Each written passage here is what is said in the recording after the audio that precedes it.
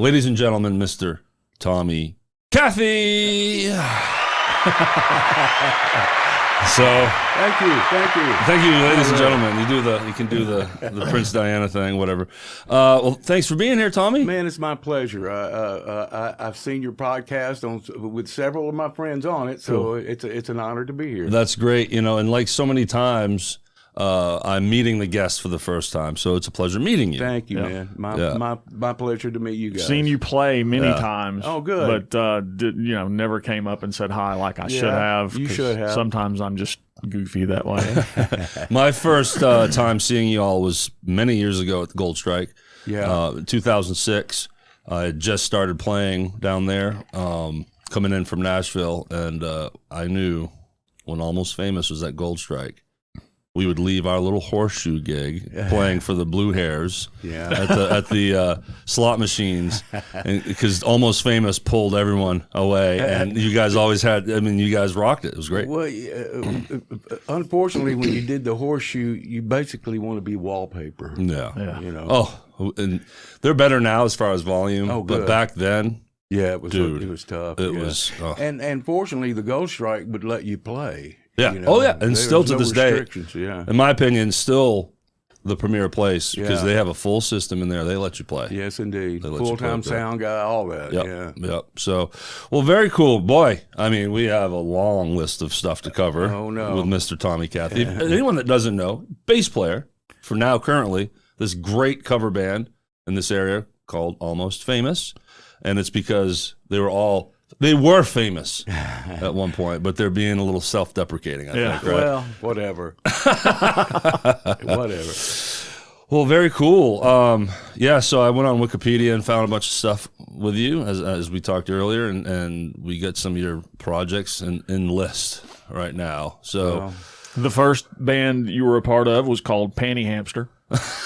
No, just kidding. No, it's close. Butterscotch Caboose. I love it. Yeah. I moved to Memphis in 1970, in January of 1970, to audition for this band. They were looking for a bass player that was not known around the town, and I got a call from the guitar player who was from Dyersburg, which is where I'm from, and was living at the time. And he called me up to audition, and I did, and I just stayed. I've been here since 1970. Nice, yeah. I mean, and we did it. We were fortunate enough that we were we did a record, an album. I guess you can call that. We did an album at Linloo Studios, and we had a song that charted like in the top 50 on Billboard, and that was my introduction to doing original music. Okay. And we even got to do American Bandstand and meet all those cool cats, nice. Dick Clark and you did American Bandstand? Yeah, sure did. Very cool. So you were famous right out of the gate. Almost. Right out of the gate. So when did you start playing? Usually we start there. We kind of just jumped right ahead. I jumped right in. No, I led it into that. So, but yeah, so 1970 you move here and you're already playing. So let's talk about how you started and when. I was actually started out playing guitar, and at best was mediocre guitar player. And the band I was playing with at the time had a really good bass player, so he wasn't there long. Somebody grabbed him up, another band in Dyersburg, and I was elected to play bass. There you go. So I switched from guitar to bass, and it was just such a natural transition for me, and it just felt so normal to be able to play that role in the band that I never went back to guitar. Yeah.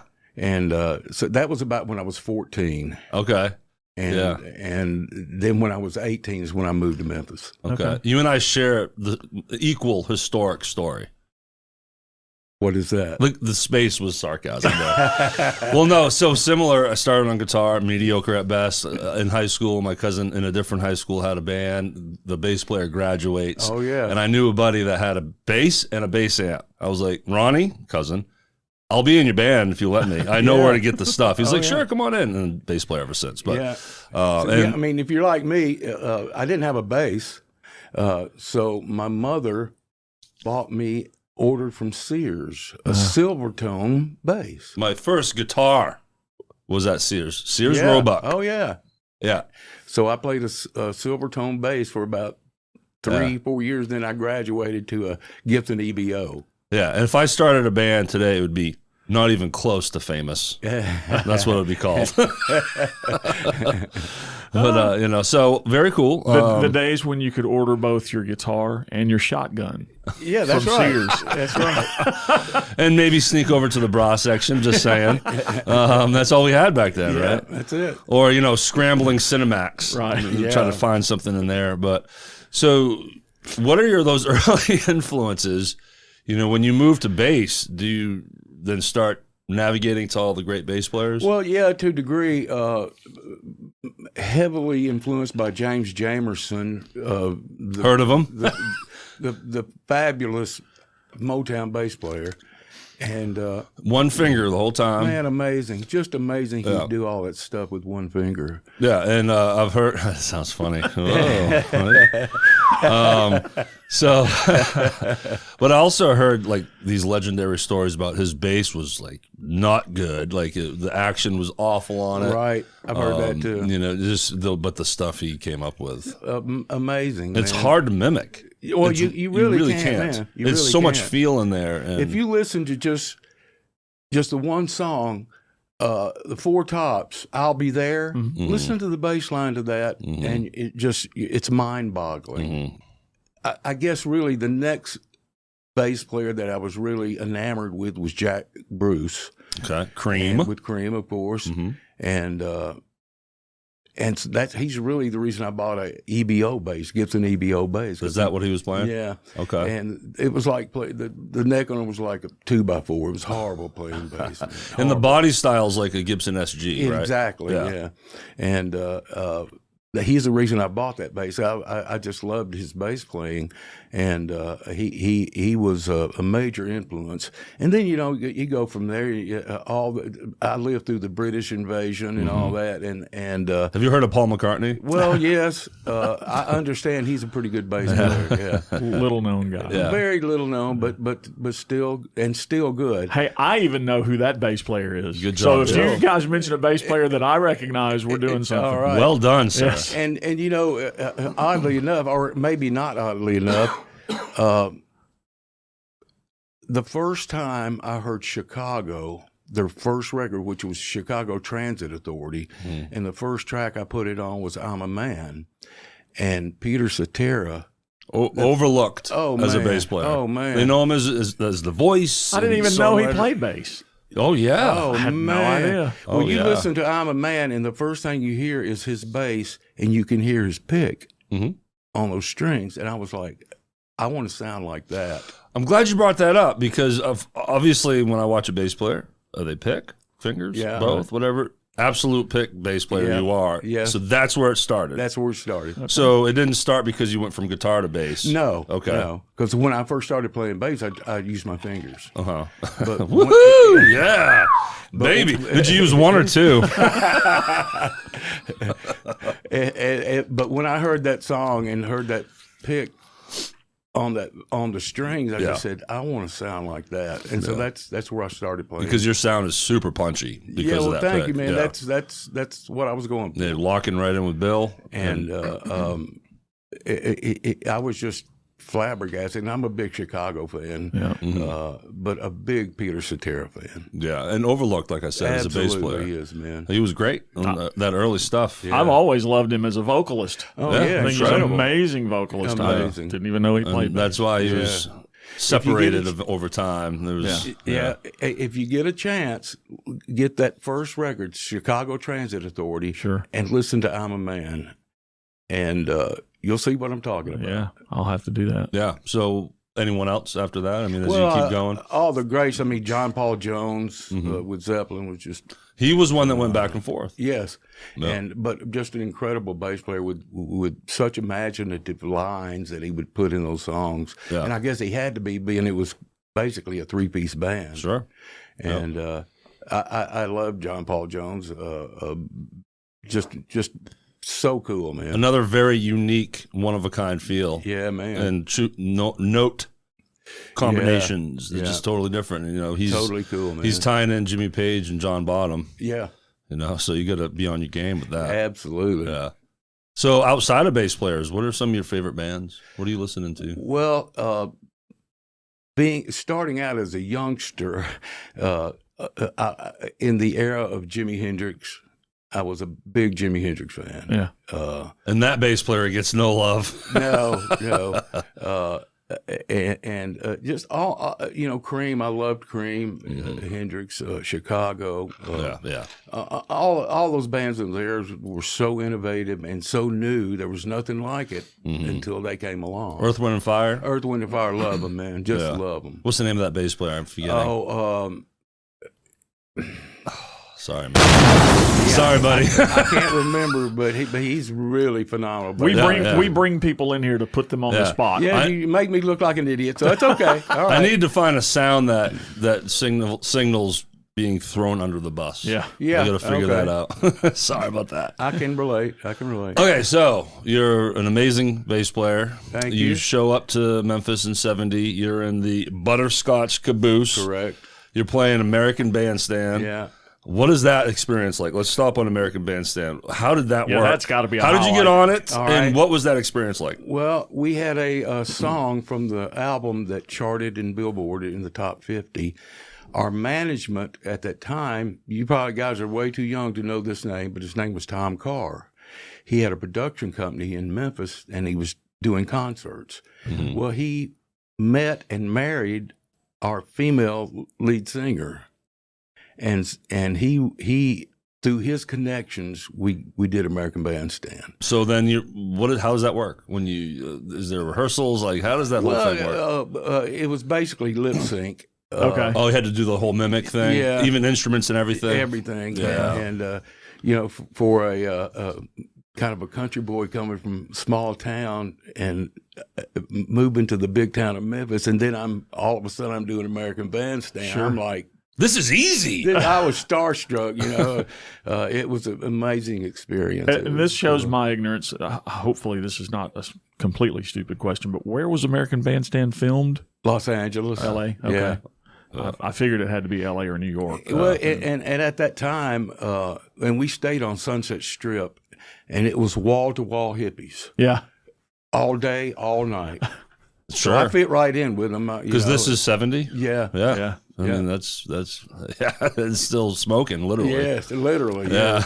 Did you meet Dick Clark? I did. Yeah. He was very, very cordial, treated us great. We did the show, and on the show that we were on, they had an artist named Ardeen Taylor. I know you guys not going to know who that is, but he had a song called "Indiana Wants Me." Okay. And that was a hit record for him, and I never heard from him after that. But that's who we were on with. I'll be Oh, there. that's really cool. So then, when it's done, because was it live? Was it or film or No, taped? it was filmed. So you were able to watch it. Yes. Okay. Yes. Because nowadays, you can go on YouTube and watch it anytime, but back then Yeah. you didn't have that. What was it like watching it? Oh, it was cool. The coolest part about it was my family got to see Yeah. it, and Dick Clark was an icon, and, Sure. and it was pretty cool, man. I mean, to think that I was on a national television show doing a song and playing, Yeah. kind of playing. Sure. Did you at least plug the guitars in so it looked like you? I can't remember honestly, but probably not. Yeah. Now, Yeah. is there any video of this out there I anywhere? think there is. I think you can go to the archives of American Bandstand and find it. Yeah. And search Butterscotch Caboose. Now, you mentioned off mic before we started, it switched to just Caboose. Caboose. When we did the album, yeah. And so when you do the show, it's just Caboose. Caboose, right. All right, so search Caboose. That's unfortunate. I know. Well, I mean, how do we land on Butterscotch Caboose? Yeah, I don't know. that was their name before. Does I that got in mean the sweet band. ass? Possibly. Possibly. They were already a band when I joined the group. So, and my first introduction to the Memphis music scene, I was unknown and I didn't know anybody. But we had the drummer that I played with, you may know a guy named Joel Williams. Well, he was a drummer and just an exceptional drummer. And later he did the D Beaver and Combinations record with us. And I still see Joe and play golf with him occasionally. Oh yeah, I know you're an avid golfer, Yeah. for sure. I want to touch on that, so me and Jeff can have no idea what you're talking about. But, well, okay, so next band, Alamo. Alamo. Tell us more about Alamo. Alamo was had Larry Raspberry and Ken Woodley and Richard Roseborough was the drummer, and they had a bass player. His name was Twitch, is what they called him. Nice. and Larry decided, they did a record for Atlantic Records, and I don't know the reason why Larry wanted to leave, but he did, and when he did, he left. The bass player left as well, and Ken was looking for replacements. I was recommended by a really good friend of mine, Buddy Davis. And I went and sat in and played just kind of an audition, really. And he said, "Yeah, I want you." And you guys know who Robert Johnson is? Yeah, I've heard The of him. guitar player. Sure. Kinda heard that name. They called him the Fraser Flash, but and just an exceptional guitar player. And so Robert and I took the place of Larry and Twitch. Were you by that time not with Caboose anymore? No, I'd left Caboose to join Alamo. Oh, so you band right Yeah. from the next. Yeah. Were they sad to see you go? I don't know. I'm not sure. They may have broke up not too long after that. So they had a record deal when you went in? Yeah, they did with Atlantic Records. And I was with that band a little over a year, and I think we did 2 gigs. Okay.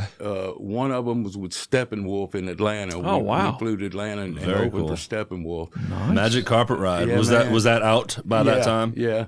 And we went to the old Ardent studio on National, and Ken was a really good songwriter, good singer, good keyboard player, and we went over there and recorded about 3 songs, I think.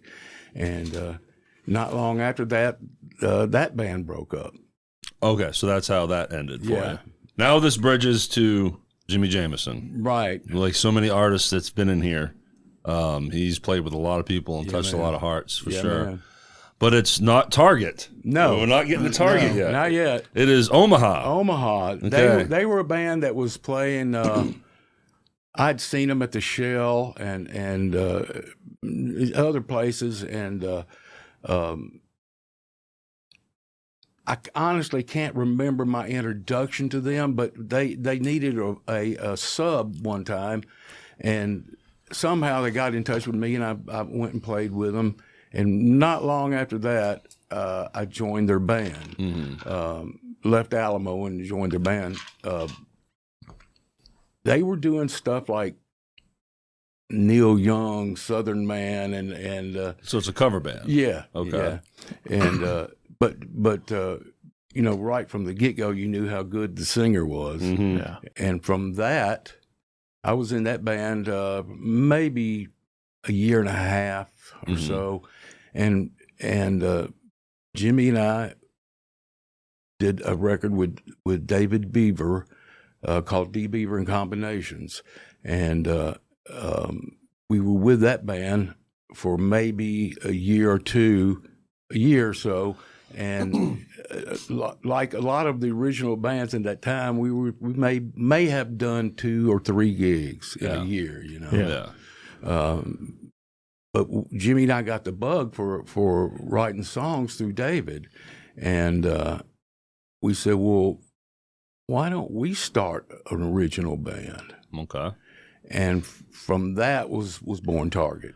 Okay. Why the name? Where'd that name come from? Well, we had a rehearsal house when we first started. We were rehearsing, trying to get it together, and we took a break, walked out on the porch. We were trying to think of names for the band, and over in the distance, across the field, was a barn, and on top of the barn was a huge advertisement for Target tobacco, and it Okay. had a huge bullseye. And we said, let's just call it Target.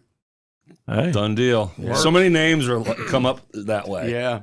So, and that's how it was called. Okay. Who are the members of Target? The original band was Jimmy and myself, Buddy Davis, keyboard player named Marius Pinsner, and the drummer's name was Steve Freeze. Okay. That was the original band. Mm-hmm. Did members change out over the years? Yeah, over the years we got a drummer. Joel Williams was a drummer for Target for a while. Okay. And then we got a guy who played drums named David Spain, who grew up with Buddy Davis. That had played in bands with Buddy when he was a lot younger.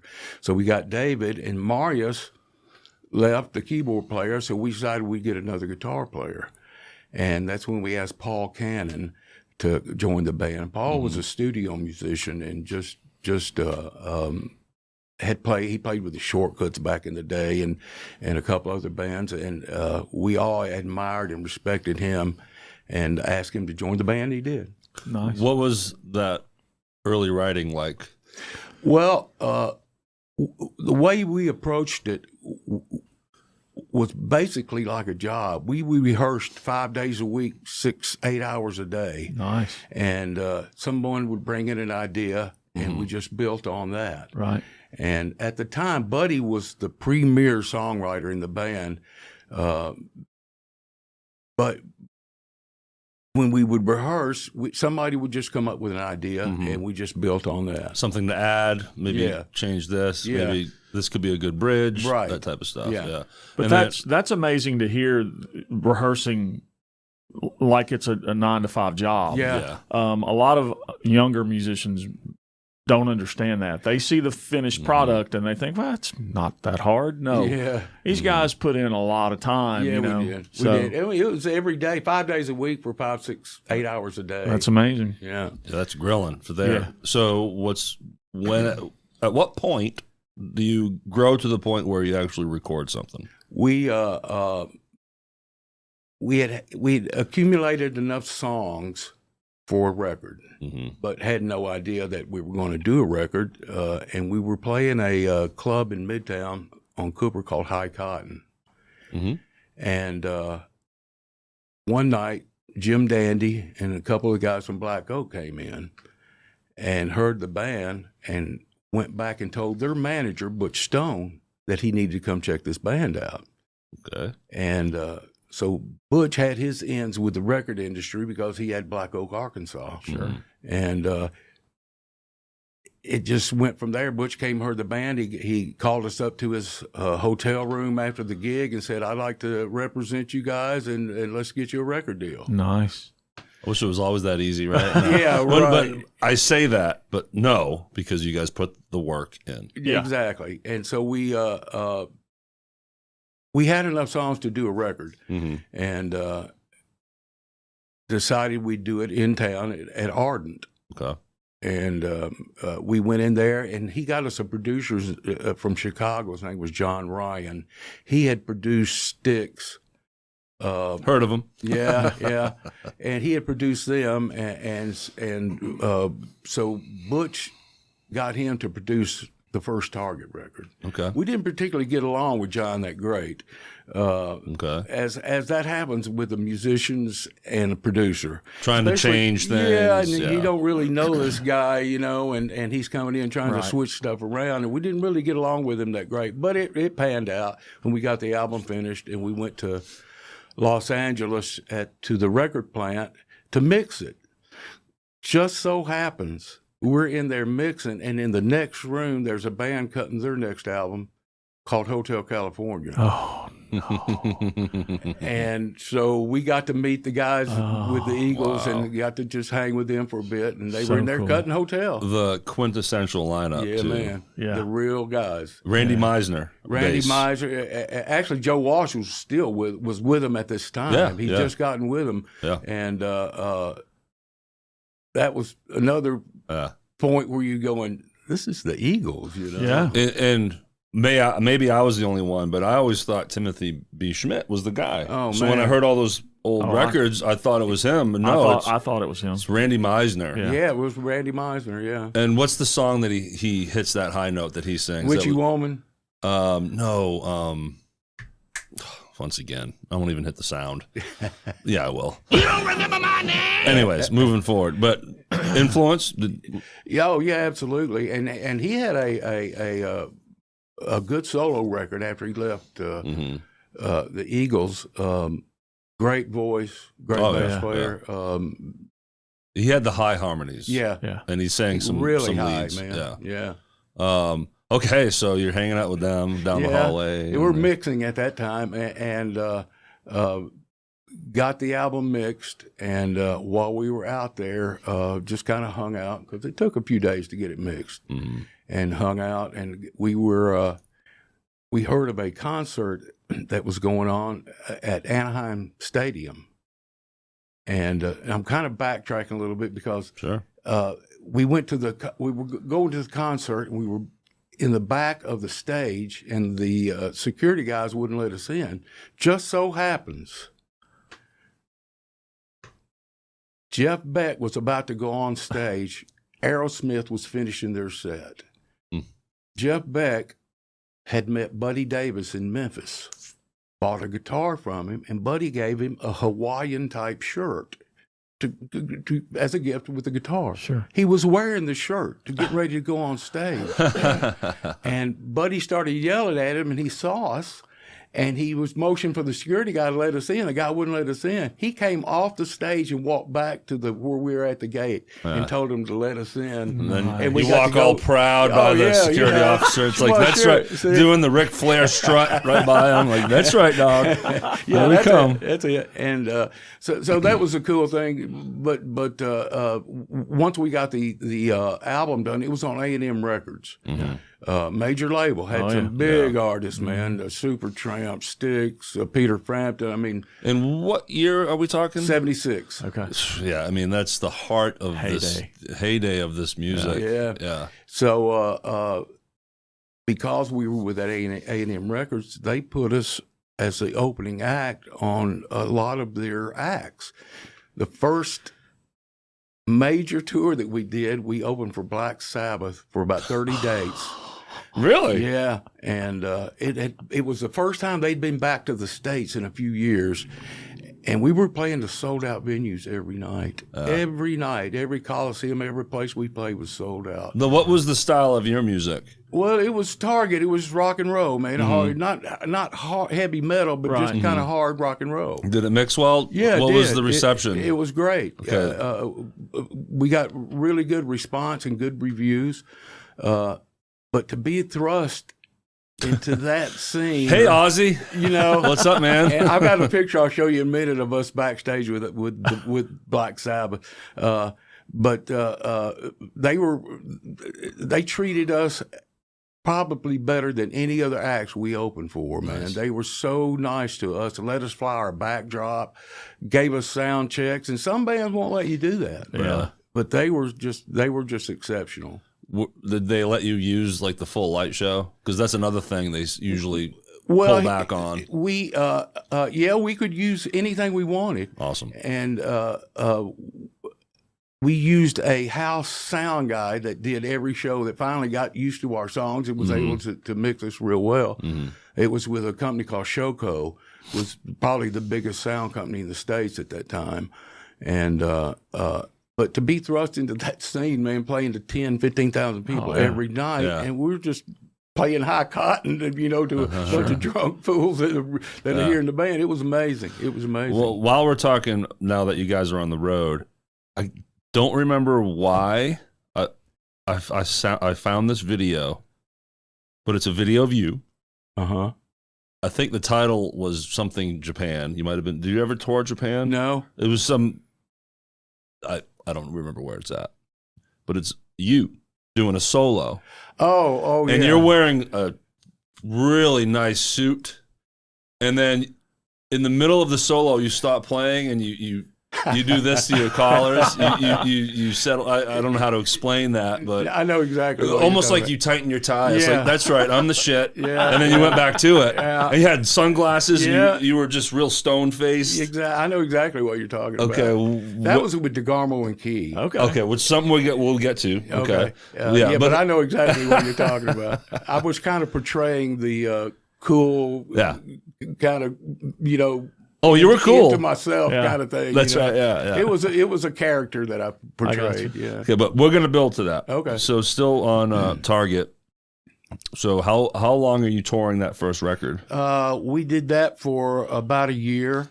When we were opening for Styx, Boston, Peter Frampton, and we did some major shows with, I mean, huge. You don't get bigger than Peter Frampton. Yeah. He had the double live album out, which was like, oh my gosh, unbelievable. You know? It changed the game. Yeah, it did. It changed the industry in some ways. And we were out doing those shows, and then it was time to do another record after about a year. And we were still with A&M. Sorry if I missed this. What's the name of the first record? Target. Okay. Self-titled. Self-titled. Yeah. Okay, cool. And I've got a question. Sure. Sorry to interrupt, but no problem. In that time period when you're put on stage opening for these major acts like that, how are you guys paid? Are you paid per show? Are you paid under contract? How did that work? All right. At that time, we were paid per show, but not much. Sure. But at that time, record companies gave what you call tour support. Okay. So we would get enough money from the record company to keep us on the road. We weren't getting rich by any means. Sure. But it was keeping us out there and giving us the exposure that we needed. Because you owe them every dollar back, right? Well, yeah. Good luck on getting it, but yeah. And you're hoping that you end up being the guy that you're opening for. Yes, exactly. That's what you're wanting to do because those are the guys making the money. Yeah, man. Yeah. Yeah. Okay. All right, so back to the studio. So we get ready to go back in after we had gone back into the rehearsal room and got enough songs to record the second album. And right before it was time to go back in, Buddy Davis decides he wants to leave the band. And he was one of the head writers, right? Right, and really, really great guitar player, but he wanted to leave the band. So it kind of put us in an odd position. We were ready to go cut the record, but we were minus a guitar player. But we were not going to scrap the second record. Mm-hmm.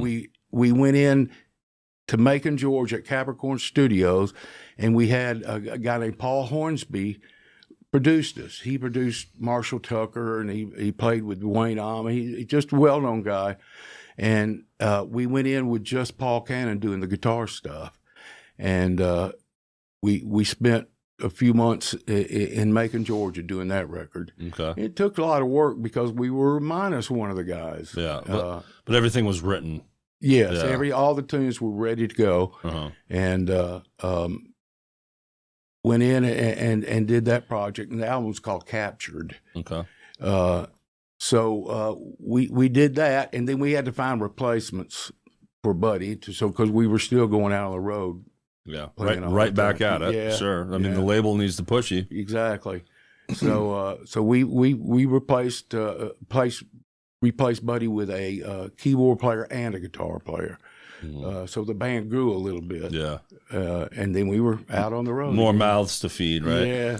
So we were out on the road again, just, kicking it. So, again, right back to major opening acts? Yeah. Or opening opportunities? Opening opportunities. Plus, we were doing some of the major club venues.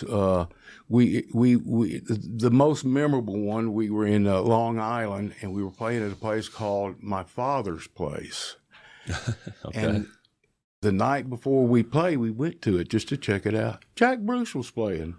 I mean, one of my idols, and he was playing at the club that we were going to play at. I was like, it doesn't get any better than this, man. Right. So, but we were doing some of those major club Were you things. headlining these clubs now? Yeah. So now you got a headlining situation. Had you ever done those clubs, album number one? No. Okay, so you're growing. Yeah. So now you're headlining some venues. Yeah. What was that like? Oh, it was great. It put us in a position that we went from here to here. Yeah. Yeah. And selling your own tickets. yeah, and the record was going good. We toured for another year, and things happen with bands, and we broke up. Wow. Yeah. We broke up in '82, the end of '82.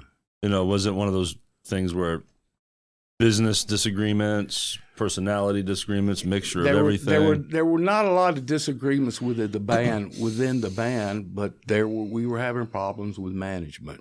You hear that all the time. Yeah, it's the age old story, man. And was it the same fellow that you met through Jim Dandy? Yeah, and we just could not negotiate a deal that was comfortable for us, that we felt like we were maintaining our status as musicians. We couldn't, although we were growing in momentum, we weren't growing as far as making money and being suppressed. Sure. So we decided that was it. Yeah. I mean, you're not out there just to go have a good time. No. Trying to make a living. Absolutely. Yeah. And so that's basically what happened to that band. So before we move on now, let's, if you don't mind, let's Sure. talk some Jimi Jamison. Okay. Beloved, clearly, here in this town. Yeah. And we love hearing about him. Yeah. And you worked very closely with him. Yeah. So what was he like? What was that experience like working with him and writing with him? Well, the way that we wrote our songs, somebody would bring in a riff or a song, and we would go in and just hammer it out. But Jimmy wrote all the lyrics, 90% of them anyway. And we would go in and rehearse for hours and hours, and then we'd cassette tape it, and he would take the cassette home, and 3-4 days later, we go back in. He goes, "Let's try this," and he would have lyrics, and we would just go from there. We also hear he was a fun person. He was a fun person. Do you have any funny stories? Man, some I can't tell. We'll do those off the air.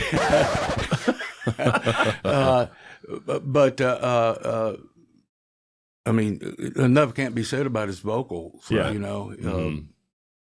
Just phenomenal. And I was kind of on the ground floor of that, with Omaha starting there and seeing it grow to what it did. Yeah. So between the two bands, I mean, you worked with them for how many years? Probably 5 years or so. Yeah. And then you see him go. Does he at that point go to Survivor? He went to a band called Cobra. I remember Cobra. Okay. Yep. And from there he went to Survivor. Okay. Yeah. I learned more about Target and Cobra after hearing Vital Signs.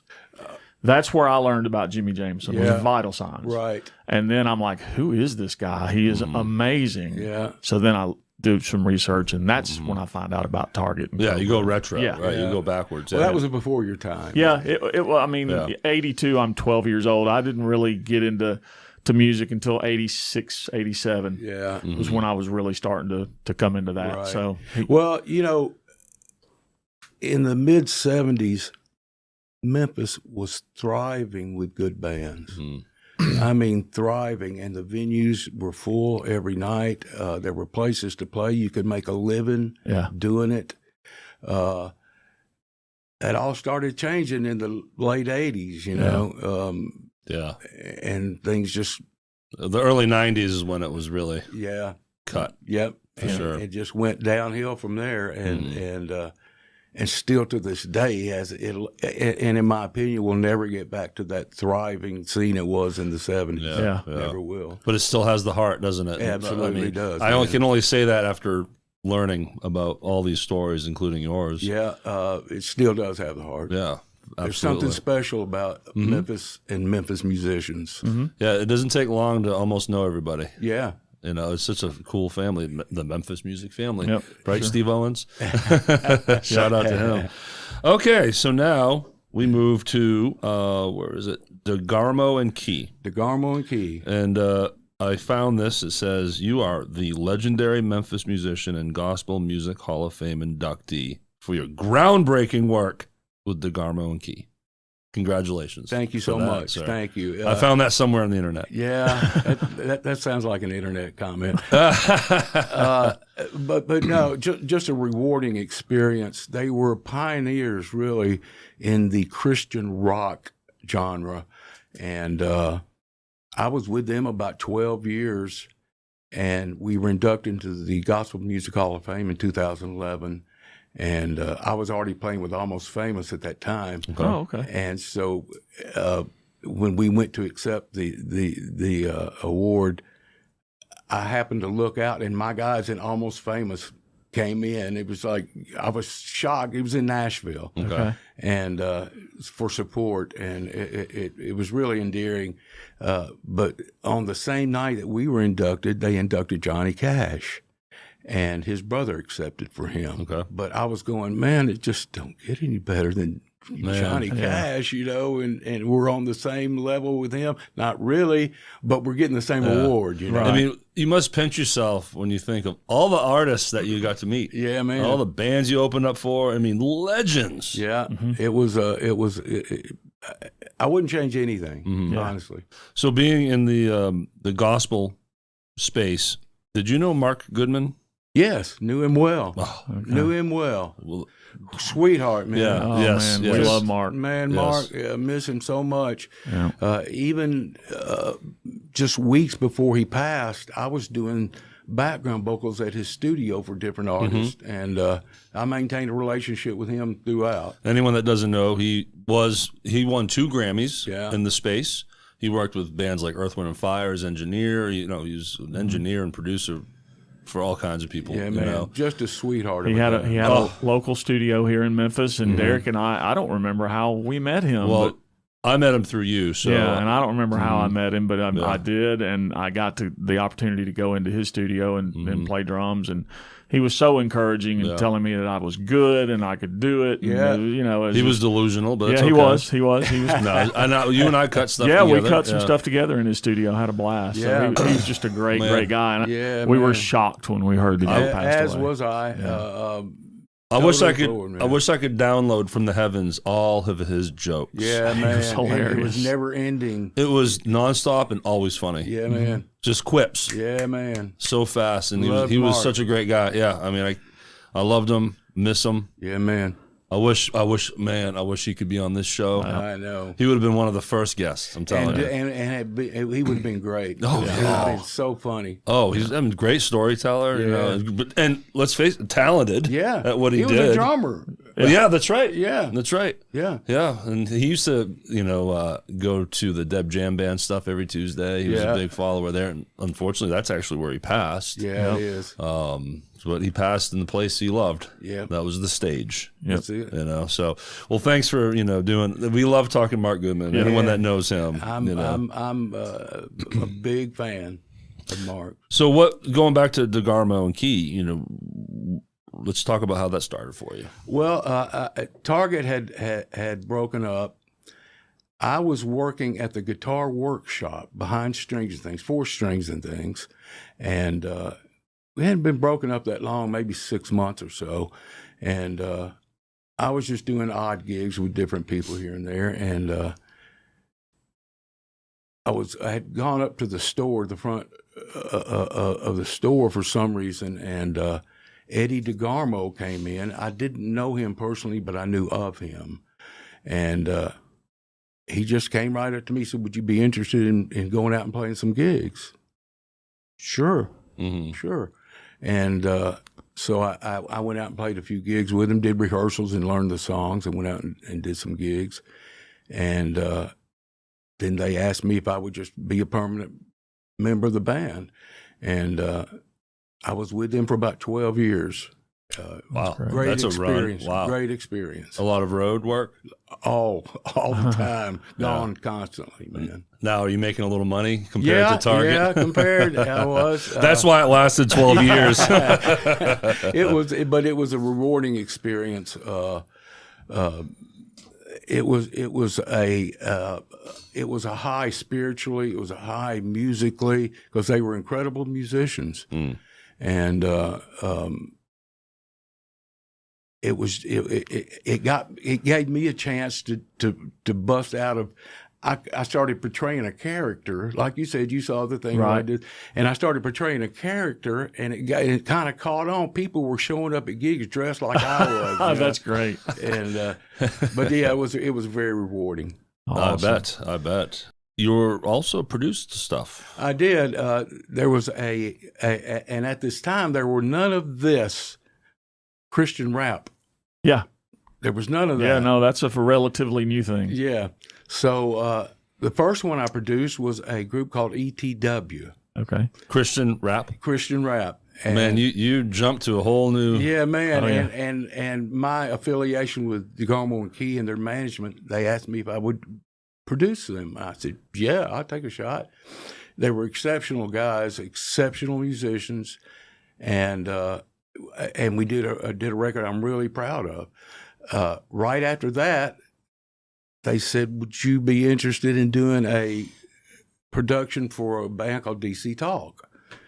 Sure, man, I'd love to. Well, DC Talk went. They exploded. They did. So I'm not familiar. What were they? They were Christian rap Yeah, band. Christian Another rap. Christian rap Yeah. band. Yeah. Okay. And they they were- basically weren't a band. They were three guys. Yep. And I won a Dove Award for my production on Nice. that one. And, Oh, what kind of award? Dove. Dove. It's the equivalent to a Grammy Yeah. in the Christian music field. Gotcha. Okay. And that was a great experience. Got me into doing some producing. So, do you rap? Because you need, as a producer, No, don't you need to kind of well, have that let me connection? I don't Well, see you as a rapper. How does Tommy Cathey become the producer for Christian rap? Well, because I was a bass player and rap music is so heavy bass and drums, they thought I could do a good job doing that. And I had to do some homework. Yeah. Yeah. I mean, what year? Where are we talking? Oh, man, we're talking 80. So rap in general is still very still fresh. new. I didn't realize DC Talk had been around that long. I Yeah. was thinking 2000s. But No, this was in the 80s. Okay. And So this is cutting edge stuff. Here. I had to, I didn't know anything about rap music. Well, there's not a whole lot to research. No, Research. I mean, back at then. that time, it was like the big rap artist was like LL Cool J. Yeah. So I had to go out and get some CDs of rap music and study them and do my homework, and I did, and it was a successful record. Did you track any of the bass stuff? I Yourself? I did a couple of them, yeah. A lot of it because of the nature of rap music, you use a syntho bass, you know, Yeah. and we did a lot of that. But I did play some bass on it. Very cool. And if I'm not mistaken, DC Talk's still doing it, right? Well, the originator of the band is still doing it. Okay. The other guys are still playing, but with different people. And what's his name? Toby, Yeah. forgive me, My son loves the guy, and I can't think of his name. very either. talented guy, Yeah, man. very He's talented. still out there doing Yep. it. Toby Mack. Toby Mack. That's Yeah. him. Yep. I almost hit the button, Jeff. Oh, he saved me. Yes, he did. So Well, Big Star Band. Big Star. This was when Target was still playing clubs. We were playing at High Cotton, and I had gotten to know Alex Chilton just from being in the Memphis music family. And he used to come see our band play, Target play, and he came up to me at a gig and said, we're getting ready to do a third record. And he said, we don't have a bass player. Would you be interested in doing some bass work on it? Sure, man, I'd love to. So we went into Ardent to record his third album, and it's called Sisters Lovers. And I'm on the first 4 tracks of the record. And it's amazing the response that I get from people when I tell them I played with Big Star. It's like, yeah. I mean, Yeah. and for me at the time, I was doing session work, you know, and it was another session for me. It was special, Sure. but I didn't realize they had such a big following and inspired so many folks, you know. Did you run with them at all as far as Not touring? really. I used to see them, you know, just from being in the scene, and Alex would come see us play. So this overlaps Target?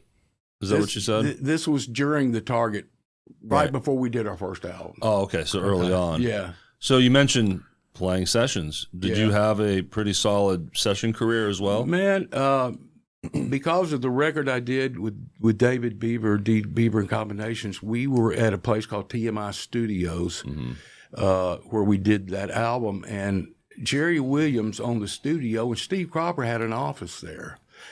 Of course, Steve Cropper, Yeah. you know. Booker T and the MGs. Yeah, and so he was getting all these production records, and because I was over there so much, he knew who I was, and he would come see us recording and stuff. So evidently he liked me enough that he came up to me and said, I would like you to play on this record because Dunn can't make it. Yeah. And so basically I was second call to the amazing Duck Dunn, Yes. which I was okay with, man. No doubt, You man. know? And so I got to play on some amazing stuff. I can only imagine, man. We did. There was an album we did for a group called Cold Blood, who was a huge band in the '70s with a lead singer named Lydia Pence. Huge band, really soulful, great band. And then I did a Jerry Lee Lewis album there, and Who's that? and I mean, then- come on, man. That's awesome. Yeah, it is. Jerry Lee Lewis. Yeah. And then one day he called and said, Duck can't do this album we're doing. We're doing it at Ardent. And it's on an artist named John Prine. I didn't know who John Prine was. So I did some research and found out who he was. And so I did most of that album at Ardent, except for maybe 3 songs. And when the album was released, the credits on the people that were on there were mind-boggling. Jackson Browne, Glenn Frey, Bonnie Raitt, I mean, Stevie Goodman, just on and on. And I was like, man, I'm on an album with these guys. That's awesome. It Dude, was yeah. amazing. You've been touched in so many ways, man. It's so great. It's a blessed gift, Yeah. you know. Did you ever meet Duck Dunn? Oh yeah. I always ask if anyone that knows him, because I just thought he was the coolest. you know? He was great, man. He used to. I used to fill in with Randy and the Radiants, and we played at this spot out in East Memphis called Louis, and we did that every Sunday night there. Uh-huh. And Duck would come in to see him because he was friends with Randy Haspel and Bob Simon and Donnie Bear. And he would come in and he would sit in. I'd let him play my bass. He tried so many times to get me to sell him my bass because it was real light and it was a Fender Precision bass and he loved it. Right. But I never would sell it to him. Sorry, Dunn. But yeah, I knew Duck and just Yeah. icon. My first real introduction to him was the Blues Brothers soundtrack. Yeah. It was along with Steve Cropper. Sure. Yeah. Just a cool player. Yeah, man. Original. Yeah. Played on so many hit records. Yeah. Oh, I know. You know. Like Sitting on the Dock of the Bay is the Yeah. first one that comes to mind. Yeah. So many that you'll never really know. I No, mean, but he was on a bunch of hit records. Yep. All right. Yeah, it says here you love golf. If we're going to talk about golf, this is probably where we have to put up the parental advisory thing, because if he's anything like me, there's a lot of cussing and throwing things. And we need to move to Almost Famous after that. So. Okay. Well, I became a avid golfer. Now, there's a difference between avid and good. Understand? I was avid. I'm an avid drummer. The constant search, right? The constant Absolutely, search. man. Yeah. And at one point, I was playing 3-4 times a week, Yeah. and just fell in love with the game. Alice Cooper, Yeah. I mean, is It's- legendary for every day. Yep. He Vince takes his Gill. stuff on. He takes his stuff on tour with him, Oh yeah, he's and he's great. huge. Yeah. Yeah. Vince Gill, scratch golfer, just incredible golfer. Yeah. It's one of those games. If you like it, you love it. Yeah. And But it must be so frustrating too. oh man, it's the hardest by far ball ever. You know, I can take a basketball and throw it and hit it in the hoop ever so often. Sure. I can hit a ball Yeah. every once in a while. But with golf, it's constant frustration. Oh, yeah. sure. It took It's me the about. hardest game. It took me 15 minutes to figure out. Yeah. There's no way in hell I was going to stick with that. It is the hardest game It of is. all. Growing up- and it's not just the physical part. There's so much mental Oh yeah, with golf. sure it is. You know, And mechanics. Most of it is mental. Absolutely. If you can't leave that crappy shot that you just made way Yeah. behind in the rearview mirror and move on to the next one, Yeah. you're destined for failure. Did you ever snap a club over the knee? Never did that. Never threw one in the lake or anything because I knew what my level of golf was. So I didn't have high expectations. Yeah. Sure. Man. So I used to play putt-putt when I was young. I love putt-putt. And the clown mouth still eludes me. Yeah. But they also had a driving range. I'm young, you know, so I'm trying to drive these balls. And one time I took the club and I missed the ball. By that I mean hit the ground before it. And it broke and flew out. And I had to tell them because they have these little golf carts sucking up the balls. Yeah. I had to be like, hey, I show them the club. I'm like, you might want to go pick that up, or it's going to break your golf cart. But. It's a frustrating game, man. But if you love it, you love it. Yeah. And I couldn't get enough of it at one time. Then I had some back trouble that caused me to stop for a while. How about now? Now, I haven't played in almost 3 years. Oh, wow. But I'm playing tomorrow. Nice. There you go. Nice. Very Send cool. us some video and we'll put it on the podcast. Maybe this is the time you break a club. Maybe. It could be. But having not played in 3 years, I'm sure it'll be laughable. Mm-hmm. Yeah. Hey, muscle memory, though. Yeah. It will come back. Sure. You know? All right. Almost famous. Gotta do it. Let's go. Okay. So this is what you're doing now. I want to hear about how this came to be. So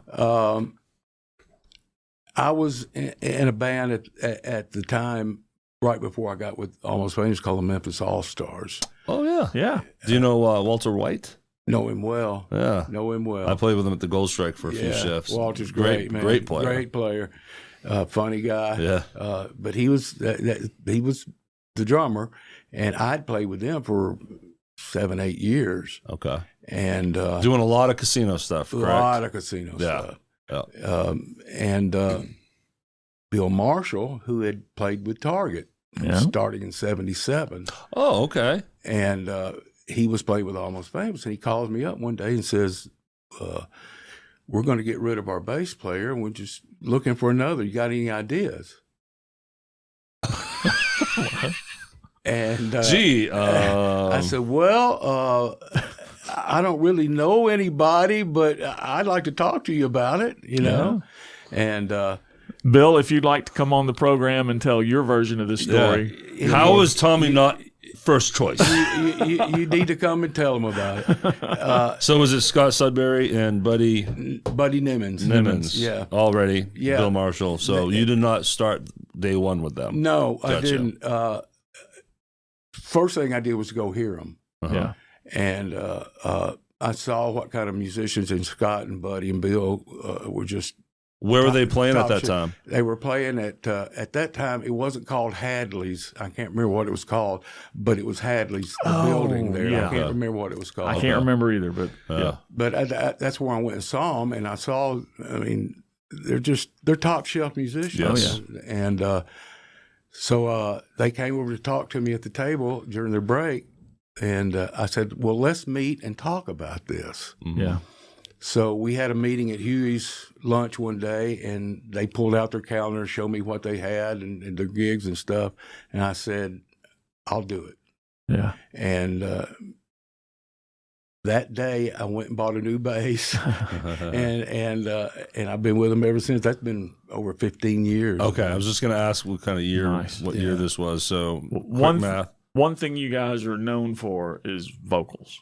Right. You are freaking fantastic. Thank you, man. All Vocally. four. Thank you. And not trying to throw anybody under the bus, but were they that good vocally when you first went to see them? Yeah, they were. Okay. They were. I just added another element to it. Yeah. Well, hats off to you guys in Almost Famous, thank you, because man. you're doing things that most bands require tracks. Yeah, to I do. mean, I don't know if there's another band that does Bohemian Rhapsody. Yeah. For real, without tracks. Yeah. People yeah. And straight up. without keyboards. Right. Yeah, for sure. Yeah, good point. Yeah. Yeah, I get that a lot from people. Man, I can't believe you guys are doing Bohemian, you know. And, I mean, how did you all work out that whole breakdown? man, we were playing at the Gold Strike, and the discussion was we need to work up an epic song to go in our set. Yeah. That would be a good one. And that would be a good one. Fits the bill. And so everybody did their homework musically and kind of learned it on their own. Yeah. And then on our breaks at the Ghost Strike, we would go backstage and work on harmonies. There's a few. It took a while. Yeah. It wasn't an easy task. Well, are you familiar with Rick Beato? Yes. So Yeah. he interviewed Brian May, and then they talked about that song, and Yeah. it was bounce, bounce, bounce. I mean, just layer after layer after Yes. layer of different parts and harmonies and switching it up. And that, what you hear is an insane amount of vocal tracks. It is. Yeah. It's So crazy. and now it's just 4 of you having to try to fill that. We don't do any doubling or use Yeah. any tracks or anything on it. Right. And so the first few times were a little bit shaky, Sure. you know, but once you play something, you learn it, and then Yeah. it develops to what it is. Yeah. And it's probably the most talked about song that we do of all the songs that we do, and we do 100,000 songs. I mean, you I know? think it's safe to say you're the only band doing that. Well, that Right. could be. That could be. I would say, you Yep. know, Gen X is working on it, right, Jeff? What's that? Bohemian Rhapsody. No, we will not be doing Bohemian Rhapsody. Yeah. I've said before, I'm not a singing drummer. I lose my mind if I try to sing while I'm back there. So, Yeah. No. can't do it. And Bill Marshall's back there, just Bill doing is his thing. killing Yeah. it. So let's give some love to your bandmates. Yes. How about Man, that? I would love to. I'll start out with Bill. I started playing with Bill in '77 with Target for about 5 years. Mhm. So he and I have a great relationship and a great rapport as a bass player drummer. Rhythm section. We read each Welcome other. to the Rhythm Section podcast. There we go. sir. There we go. You're speaking to world renowned. Yeah. Oh, I know. Yeah, tens of people know who we are. So Bill and I had a good rapport and worked together really well. We could read each other, and with bass players and drummers, you get to a point where things just happen without you even talking about it. Yeah, And so absolutely. we'd reached that level, and he left to go play with Hank Jr. I went to play with DeGarmo and Key, Right. and so I have known Bill for a long time. I didn't know Scott or Buddy. Okay. And when I first went and heard them, I said, man, these guys are really good players, good singers. And so when I decided that I was going to play in a band with them, I really found out how good they were. Yeah. Yeah. And there were times that the first, couple of months, or I would be on stage listening to them, and I found myself, I can't listen to them because I forget what I'm doing because they sound so good. And I'm sure you had 300 songs to learn. Yeah. You know. And so, I mean, just top shelf players, their musicianship is Yeah. way up there, man. Mm-hmm. And people, I have heard criticism about us being a copy band. And So they because throw we shade copy on you? Yeah, because we copy other people's songs. Dude, that is where the money is these days. Hello. Come on. Hello. That is it. I mean, And so there are a lot of bands that do original material And starve around to town, but they cannot make a living at Yeah. it. You Well, it's cannot tough. make a living at it. And I'll promise you, 90+% of the bands out there today doing original music of course. have other gigs. Yeah. Yeah. They can't make a living doing it. That is our livelihood. Mm-hmm. So we try to be the best we can be at being a cover Who's band. throwing shade in your way? Well, at that I place? don't want to mention any Come on, names let's go. Let's because go. I'm afraid you might know them. No, we're not going to do that. But there's a cover band in this town at this point in time is where the money is. Yeah, it is. It's that simple. It is, and so we take it real serious. Sure. We do, and Obviously, it's working for you because you don't do very many public gigs anymore. No. It's all private stuff, Yeah. which is really where the money is, and that's Absolutely. awesome. yeah. When you're in a band, there's 4 people in the band, and you hold such high esteem to these cats. You don't worry. There's no concern over people doing their parts or not doing their parts. It's always going to be there. Mm-hmm. And after all these years, just gelled and seasoned with each other. And we still having a blast doing it. Awesome. Well, congratulations for being the first member of Almost Famous on the show. Oh well, thank Yeah. you. Okay. Well, and Scott. Yeah, Bill, Buddy, we're trying to track down Scott. He says, "Yeah, we'll do it." Yeah. It doesn't happen. Open invitation to everybody, and we can't. He talked about Bill. Let's talk about Scott. Let's show some love to Scott. Tell us all about it. Well, Scott, Scott did a couple of CDs of his original music. And Yep. he went out and did some touring to support that. So to the naysayers that all we do is cover material, we still are doing original material, but it's not as a band, so to speak. Yeah. I have a CD out that I did in 2017, and I'm just finishing a new one that we start mixing next week. We didn't stop doing original music, but we got to make a living. Absolutely. Yeah. We are musicians. Mm-hmm. And then you have to exercise that muscle. Yeah, man. Sure. For sure. Because that's what it is. Yeah. Yeah. And then we've also got Buddy Nimmons. Buddy, great I'm glad guy. you said the name. Yeah. Instead of me trying that. Great player. I met Buddy kind of at a distance. He worked at a place called Crosstown Studios that a really good drummer, a friend of mine owned, Greg Morrow. And I don't know who that guy is. Yeah. He's big time, man. Yeah, he is. And so Buddy worked at that studio for a while, and I met him just at a distance and knew he was a musician, but didn't really know anything about him, and still didn't until I went and saw him playing with Almost Famous. I'm going, man, this guy can play, Then sing his ass off. And sing his tail off, man. Yeah. And now that we've had you in here, Buddy is the only member of the band that I've never met. Yeah. So I need to, when I come to a show, you guys play publicly again, I will make a point to go up to Buddy and shake his hand. Please do. Yeah. And say hi. He's a wonderful guy, man. I mean, all the guys in the band are great. It just has. I have nothing but positive to say about this band since I've been in it, because they do take it serious and they're such good musicians. We have achieved a level of where people that call us know they're going to get a good job and a responsible job. Yep. Yeah. We don't get drunk on the gigs. We don't drink on the gigs. Good for you. And that seems to be a kind of a common problem. It can be. Bands, It can be. Yes. Well, it's your job after all. Yes, it is. And you wouldn't go to your 9-to-5 job and get drunk. No. So yeah. So we Makes take sense. it seriously, and it's paid off. You guys are pretty much every weekend? Yeah. A lot of private stuff.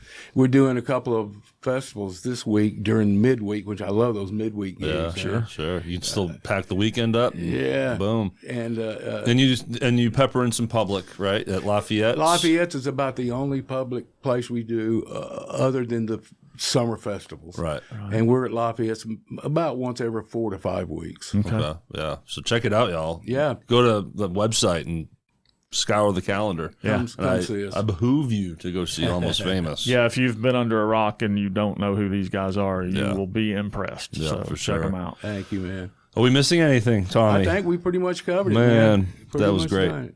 Man. I've enjoyed it. I appreciate the chance to be on your program, man. Oh, Love glad to I've have you. enjoyed seeing it with a few friends of mine, Dave Smith and Rocco.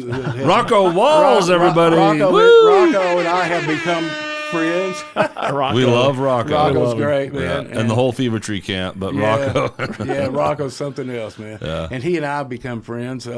He came to see us play a benefit one time at Neil's, and ever since then, he and I have stayed in touch and talked and been friends. And Davey Smith's, what a character. Just a great guy, man. Yeah. Great player. Just Amazing player. Yeah. Nice guy, too. Yeah. The Deb Jam Band every Tuesday, Neil's free show. Yeah. He's quick to let you sit in. He'll give you his bass. Come on up. man. Very Yeah. encouraging. Sure. Let's jam and have some fun. He has fun. Yeah. The whole band does. They It's do. great.